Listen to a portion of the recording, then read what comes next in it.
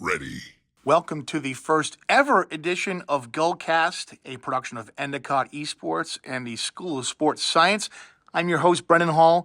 I'm the esports coordinator here at Endicott, and with each episode, we're going to take you through the ins and outs of this growing industry with some of the professionals who make it go. Be sure to follow all the action on our Instagram and Twitch at Endicott Esports. That's at Endicott Esports. Our first guest is a friend of mine from across the pond, all the way up in Sweden, but by way of Tulsa, Oklahoma, of all places. And he does some very meaningful work at Heaven Media, one of the largest creative agencies working with esports clients across Europe. Without further ado, our first guest, Erick Payne from Heaven Media. Erick, thank you for joining us this morning and being one of our first guests on the Gullcast. Thanks for having me. It's good to be here. Absolutely. The time differential is quite wide, but that's the beauty of esports, right? We make it work. 6 hours. Only 6 hours. Famous last words. Erick, I'll jump right into it because we have some converging career paths here. Yes. I was in media long ago. You were in media before you made a jump into esports. So let's start there. Tell us about your journey into esports, how this all came about for you. Yeah, so I used to do TV news reporting back when I graduated college in 2017. So I did a couple years up in Champaign, Illinois, where the University of Illinois is, at the CBS station there. And then I went up a market to Tulsa, Oklahoma, and I worked at the CBS station there until 2019, until 2021. So I worked there for 2 years as well, which is kind of how the TV news industry operates on 2 to 3 year contracts. Yeah. And then at that point, COVID had happened. I was already engaged and married to my wife during COVID. She's Swedish, and she was going to the U of I Law School. We decided that it's way cheaper to get a residence permit for moving to Sweden than it is for getting her a green card to go to the US. So she essentially moved back to Sweden when her student visa at the U of I expired, and then I moved over here to Stockholm in 2021. So that is when I kind of migrated into marketing, and then as of a couple years ago, I've been doing marketing in gaming. Yeah. And for those who don't know, could you explain a little bit about what Heaven Media does, and then specifically what you do within that? I think for people listening, that B2B background, I always argue it's a really good, first foray into marketing if people want to do this for a living because of how relationship intensive it is. Yes, but if you could just give a overview of what Heaven Media does and what you do within that. Yeah, so we essentially do marketing services for brands that want to market to gamers. So a lot of the brands that we work with are tech and games brands like AMD or Sony, or NetEase or Nexon. So essentially brands like that, they want to target to gamers who will either buy their games or their products, like gaming monitors, mice, keyboards, whatever. So we do just a wide range of services for them. I think we have 8 on our website. We do influencer marketing, public relations. We do social media, paid media, strategy, creative, esports, events. And it's just all combined into what our clients want. So they may mix and match for some campaigns and then use different services for other campaigns. It's just kind of based on what our clients need. And can you go a little more about just the B2B end of things? Yep. And explain what B2B is for those who don't know, and what's your favorite part of your job? So essentially B2B is more of the business to business instead of B2C, which is you're focused on marketing for consumers. So while most of the business, like the services in the business, are focused on B2C, I do the B2B stuff to kind of help out and drive leads and pipeline for the business itself. So I do things like running the website. Right now, I'm kind of working on integrating HubSpot, which is the CRM for our business development team. I do a lot of work in PowerPoints, doing creds decks and putting case studies together. So it's just a wide range of things to kind of do. It's essentially doing the marketing for the business itself. And I think that's why what I like most about it is probably because it's so focused on just one company. Even though it's sometimes nice to go around and get to do like some of the marketing campaigns for the big brands and the flashy stuff. Sometimes you're doing so many different types that it's nice to just have one focus, and that's kind of where I sit. Yeah. And for those who don't know, when we say CRM, I think if anyone goes into B2B, you're going to have to understand at least a little bit of the basics of a tool like HubSpot, for instance. But CRM, we're saying customer relationship management, right? And so that's and it's like your email marketing, right? It's your newsletter stuff. It's also tracking your interactions with customers, correct?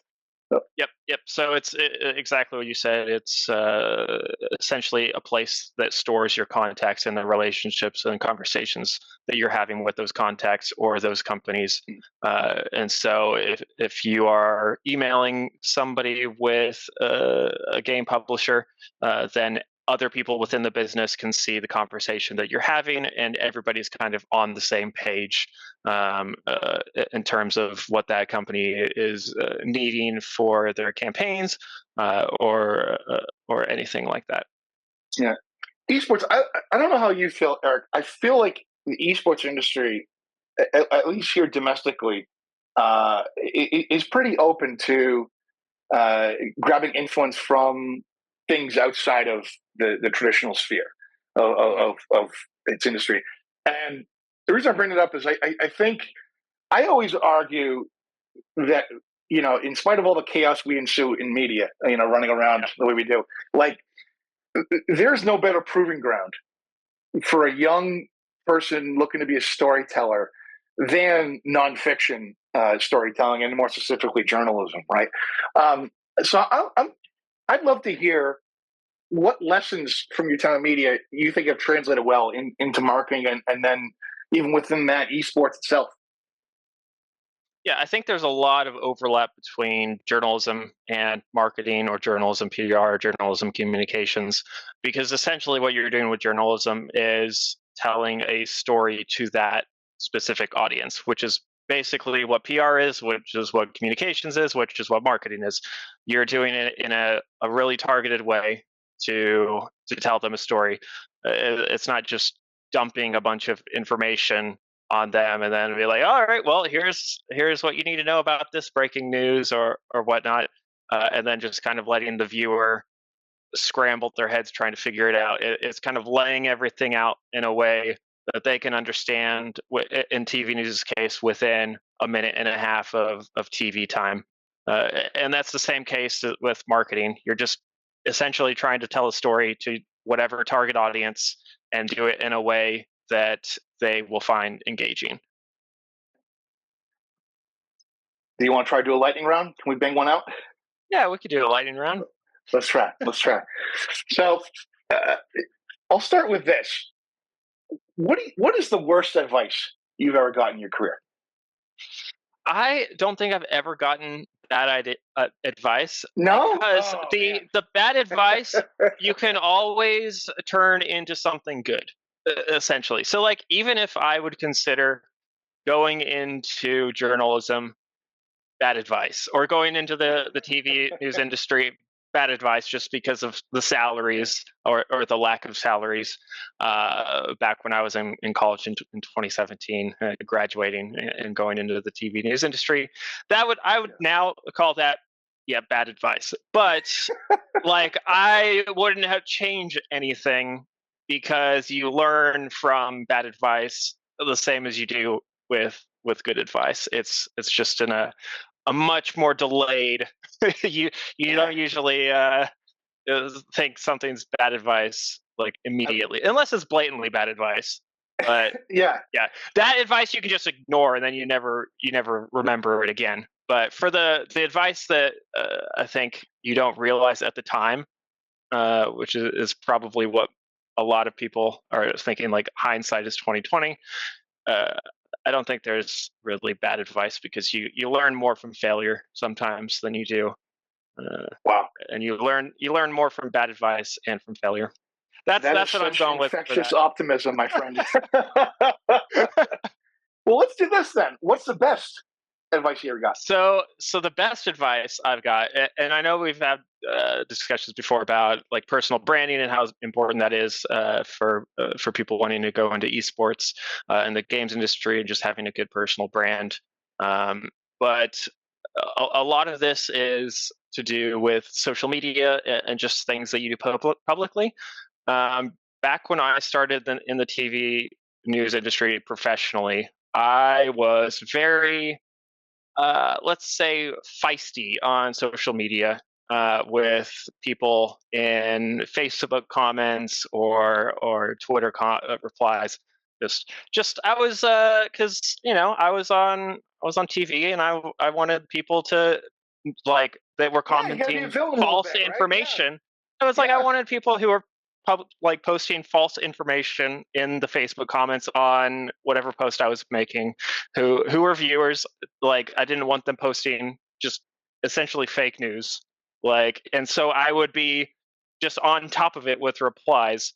And there was one time when I was getting like just a back and forth with this lady who like was essentially arguing from a position of bad faith, which happens a lot on social media. People Yep. just you can't change people's minds. They're operating from whatever viewpoint they want to push their opinion. So whatever. So I was being pretty combative, and essentially the weekend anchor at the time, who I was working under, we're good friends now, 7 years later.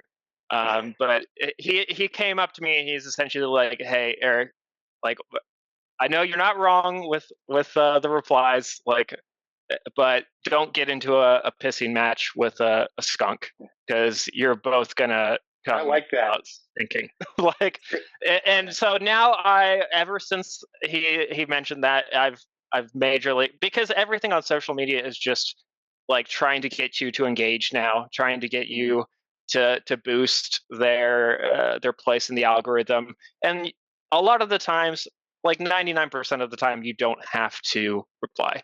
Like, there's no need for you're not an embassy. Like, I'm not the embassy of the United States of America. I don't need to reply to some random post with an opinion. It's not going to change their mind. It's not going to change anybody's minds. They're just going to start arguing with you, and then both of you are going to look like idiots. So positive vibes only. Yes. Yeah. Yeah. Pretty much. And then I think the other is also from TV news, and that's that can kind of be combined with the first, I guess, lesson. But don't punch down, only punch up is a big thing in journalism. So you want to like go after, or not go after, but you want to like question essentially people with authority, people with power. You don't want to punch down on the people are who don't have any power. So you don't want to be punching down on whether it's social media or whatnot. People like a single mom who's making like $1,000 a month and just trying to get by. It doesn't really make sense to punch down on those people. But with a politician who's bringing in like $30 million a year and has a ton of power, you probably want to question a lot more of their authority than is. Well, yeah. Well, I mean, even when you think about any industry, really, where that challenge is, and say, it's like, hey, I can have a better operating system than Microsoft. I can create a better product than Apple. Right. That's where the challenge comes, and that's where the swinging up comes. Yeah, absolutely. Absolutely. Yeah. How about this, Eric? Most underrated title that we haven't heard about yet in gaming. I struggled with this one because I have, I think, 800 games on Steam, so I've played quite Goodness. a few games. Also have Xbox Game Pass. We're not obviously not including that in the Steam count numbers. So I did go through. The problem is the games that I would consider like underrated are still probably rated pretty highly. It's just they're not like viral successes of like a Pal World or a Valorant or an Apex. So I think I picked two, and I would go with Pentiment and the Chance of Sinar. Wow. Have you heard of either? I haven't. No, actually. Do tell. Oh, Do tell. perfect. So they are underrated then. Just Yes. not in the Steam reviews section. Yeah. Yeah. So Pentiment is like a murder mystery. It's kind of got the art style of a like an illustration, like a medieval art book illustration. It's got that art style, and you don't want to spoil too much in any of these, but it's a murder mystery. And then Chance of Sonar is a language linking game where you slowly learn you slowly learn a language, but it's like a fictional language, obviously, and then you go further and further, and you learn additional languages, but you have to tie them together into the languages that you've already learned. Um, and there's like a story with that as well. That's pretty optimistic, I guess, if we're sticking with that theme for this. The murder mystery is a fun format. I think of probably one of my favorite creative maps of Fortnite is the murder mystery one. I don't know if you played that at all, but that's yes. I feel like that is actually an underrated type of game format. You know. Yeah, I think like it was kind of weird because a few years ago, I think murder mysteries, escape rooms, all of that were starting to. There was like some hype around them, and then I think that's died down in the last year or so. But I mean, there's been murder mystery games on Steam that have come out and done pretty well too. So. Well, just like playing in an online world, and you drop 12 people on a map, and it's kind of roulette. Like, okay, you're the murderer, but no one else knows. Okay, now go around the map and try to beat her. Like, I think that's I don't know. To me, that's a really fun format of doing things. Keeps you on edge. A lot of strategy you have to involve with that too. So yeah, I mean, even if we consider Among Us to be a murder mystery, it's not in the form of like a narrative story based murder mystery, but you're still solving a multiplayer murder. That did pretty well. Absolutely. What's one book everyone should read? Also, did not know what to say for this. I have read a couple books by Mark Schaefer pretty recently that I would say are pretty good. If you don't know who Mark Schaefer is, for anybody listening, he's very well known in the marketing field. So he's done quite a bunch of books and podcasts and speaking opportunities. But I picked a couple that I've read recently. One's The Marketing Rebellion. And it just talks about how people should do more focus on relationship building with marketing instead of treating everything in an analytical way. Because in the end, either if it's B2C or if it's B2B, you're trying to get somebody, some human, to buy your product, your service, your title, whatever. So essentially, work on marketing to humans is kind of the gist of that. And then there's another one that would kind of go along with the personal branding category, and that's called Known, also by Mark Schaefer. And it just talks about why you need to have a personal brand. And the year, I don't know if it was written recently, but in the modern era, now, a year ago, 2 years from now, it's more important than ever to build a personal brand, even if you kind of don't need to. It's important just for job security. And it's not really about becoming famous. It's just being known in whatever career field that you end up going into. That's awesome. Awesome. And what about this? What would you say is the most common misconception about the work that you do? I just make a couple posts a week on LinkedIn, and then I'm that's it. That's great. That's probably the most common one. It's just, he just makes a couple posts on the company LinkedIn, and yeah, we don't really know what else he's working on. Oh man. So yeah, it's obviously B2B marketing. We touched on it a little earlier. There's a bunch of stuff. There's stuff you can do in HubSpot. There's stuff you can do, case studies, website development, or the just administration of the website. Pretty much every channel. There's a lot of people who just, everybody has an opinion on marketing. So you kind of get pushed from every direction, and you kind of have to choose which channel works for the company or for whatever you're working on, because everybody's going to have an opinion on what needs to be done in marketing. It's just one of those career fields, but a lot of people don't know what to do, actually. They just have a vision and they don't know how to get there.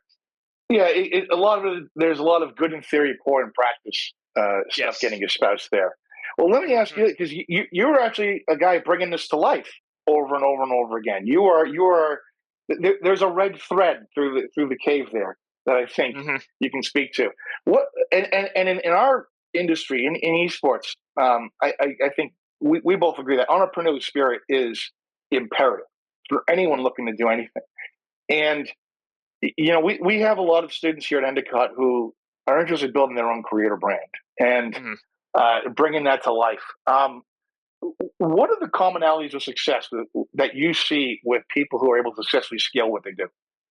Yeah, I think if we tie this into personal branding, pretty much, I think most of the esports people that everybody knows about is doing some form of content creation or personal brand, because that's what esports organizations seem to be moving more towards recently, like maybe in the last 5 or so years especially. So if I take the example of like Apex, which I have many hours in. Guilty as charged. Eh?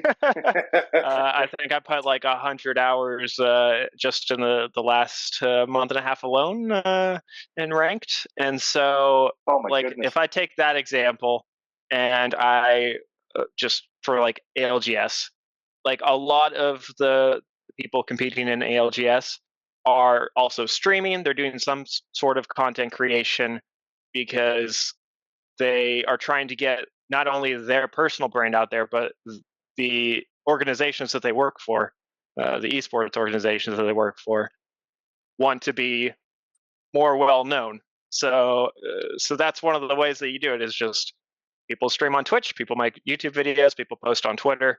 It's just how the industry is moving, because again, you're kind of drawn to people and relationships, and the biggest way to do that is making yourself more known. Absolutely. Maybe we get in on this. What do you think has changed about how to successfully market to gamers since you got into the business, and where do you see this going if you were to make a prediction about the future?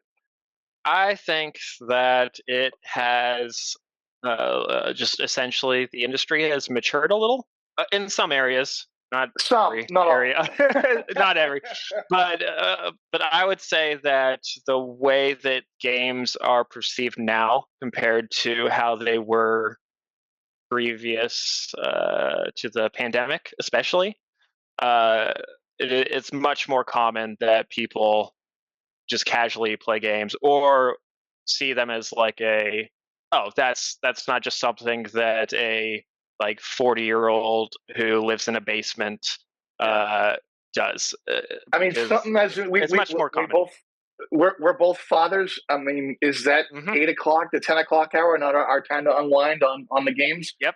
Right. So exactly. Yeah. And I think it's just a lot more common. There's not as much of a stigma anymore. Yeah. especially now that mobile games have become even more popular, and TV shows. I mean, just in the last year, we've had Fallout that just kind of went viral. We've had The Last of Us. Also, I think was that more than a year ago? I don't even. Time is a construct now. Yeah, like almost like 18 months. I just saw the teaser trailer for season 2 come out next year. I'm like, oh my god, this is going to. It almost like it's going to become some sort of like big, massive Westworld thing. I don't know. I think maybe it's just some of the Westworld characters in it. I don't know. That's why. Maybe that's why. Yeah. But I think it'll be even more popular though, because there's the anticipation outside of the games industry. Like that's already here from the first season. And so I think those are 2 examples of like people are becoming much more open to like, oh, this is what games are now. They're not just like Farmville, like in 2009. Like, oh, they actually have stories and they have entire worlds like built beyond them. So I think that it's much more prevalent now. Well, I think that's a great point. I think now that there is a blueprint for how to bring a compelling storyline in a video game to life, because we saw people try to do it for years, like the Resident Evil movies with Mila Jovovich. I thought were a little bit underrated. We're pretty solid, but like people had tried for years. There was Angelina Jolie in the Tomb Raider game movie back when I was in high school. But now that there's this blueprint, like formula, right? You see it again with Fallout. Goodness, if anyone figured out how to bring Metal Gear Solid to these screens, oh my goodness. But I think you're going to see more and more, especially where the comic book superhero market is really ever since the advent of X-Men back in the late 90s, like and it's kind of blossomed. I just think you're going to see more production companies dip into that and try to bring that to life because of how, again, now that the kind of the bottle's open, they let the genie come out. I think part of that too is we've obviously partly seen with video games where companies are a little hesitant to try new things. They want to do sequels or remasters and things that already have established IP that they know people are going to be interested and engaged with. I think part of that is probably like some of these production companies and movie studios seeing that there's already big audiences interested in these video game IPs, and that if they just make a really good movie or a really good TV show like Fallout or like The Last of Us, like then people will tune in, and I think that having all of that, like the lore and the world building behind it already, it probably makes it a little easier for these studios to say, oh, we could probably quickly turn that into a TV show that would do really well. Well, I think you'd agree sometimes safe is actually the riskiest position of all. Yeah. Right? Yeah. That's awesome. Erick, this has been a fantastic conversation. I really appreciate you taking some time here. If people want to follow up with you and follow you on socials or get in touch, how can they reach out? I am on LinkedIn and I'm on Threads too. I don't do much of any other platform these days. LinkedIn and Threads. I used to be a big Twitter power user, and I just find it's just unusable. Yeah, same with Facebook is terrible now. It's just a bunch of AI stuff. So LinkedIn apparently and Threads is where it's at. Great way to go. Erick, thank you very much. We will see you around. Thanks for having me. Thanks, everyone, for tuning in. Be sure to follow us at Endicott Esports. See you next time.